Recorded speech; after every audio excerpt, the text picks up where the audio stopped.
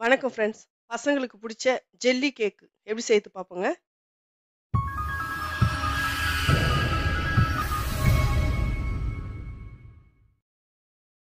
Stove பற்ற வச்சுட்டு ஒரு பாத்திரம் வச்சுக்கோங்க. ஒரு 4 கப் தண்ணி சேர்த்துக்குங்க. 4 கப் தண்ணி சேர்த்தாச்சு. லைட்டாக சூடாகட்டுங்க. தண்ணி வந்து லைட்டாக சூடாயிருக்குது. இப்போ வந்து ஒரு 2 ஸ்பூன் அகரகரை சேர்த்துக்குங்க. சேர்த்துட்டு நல்லா கலந்து விட்டுக்குங்க.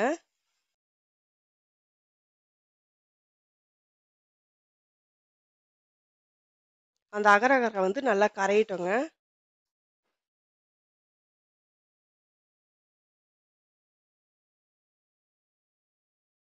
ஒரு கப் சர்க்கரை சேர்த்துப்போங்க. சர்க்கரை சேர்த்து நல்லா கரையிட்டோங்க.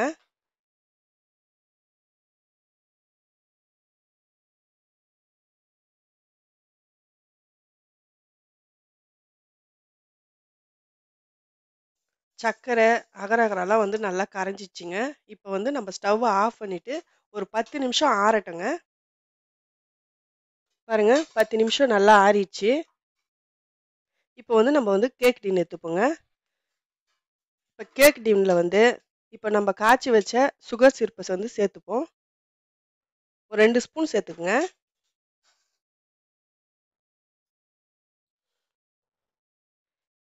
Kiwi, apple, பேரிச்சம்பழம்லாம் சேர்த்துப்போங்க. பேரிச்சம்பழத்தை வந்து நடுமேத்தில் வச்சுப்போங்க. அதுக்கப்புறம் கிவியை சேர்த்துப்போங்க.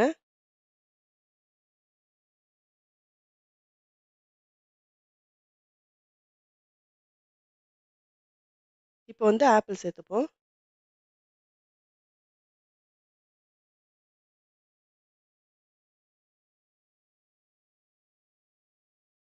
இப்போ பேரிச்சம்பழம் சேர்த்துப்போம்.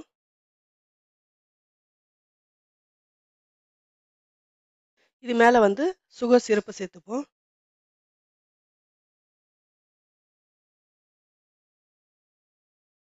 திருப்பியும் கட் பண்ணி வச்ச பழத்தை சேர்த்துப்போம்.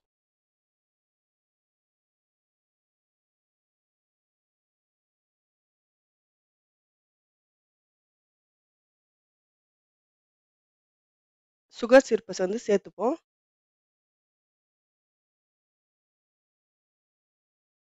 திருப்பியும் கட் பண்ணி வச்ச பழத்தை சேர்த்துப்போம்.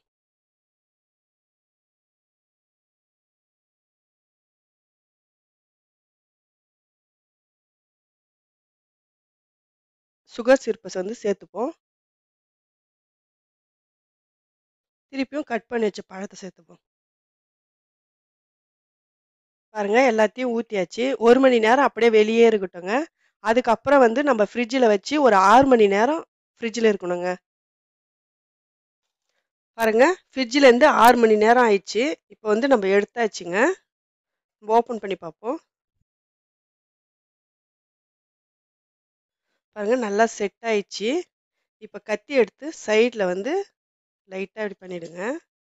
அவ்வளோதான் ஃப்ரெண்ட்ஸ். ரொம்ப ஈஸியான நல்ல டேஸ்டான ஜெல்லி கேக் ரெடி ஆயிடுச்சு. நீங்களும் வீட்டில் ட்ரை பண்ணி பாருங்கள். இந்த வீடியோ உங்களுக்கு பிடிச்சிருந்துச்சுன்னா லைக் பண்ணுங்கள், ஷேர் பண்ணுங்கள், கமெண்ட் பண்ணுங்கள். மறக்காமல் எம்எஸ் குக்கிங் வீடியோவுக்கு சப்ஸ்கிரைப் பண்ணிவிடுங்க. பக்கத்தில் இருக்கிற பெல் பட்டனை கிளிக் பண்ணுங்கள். Thank you friends.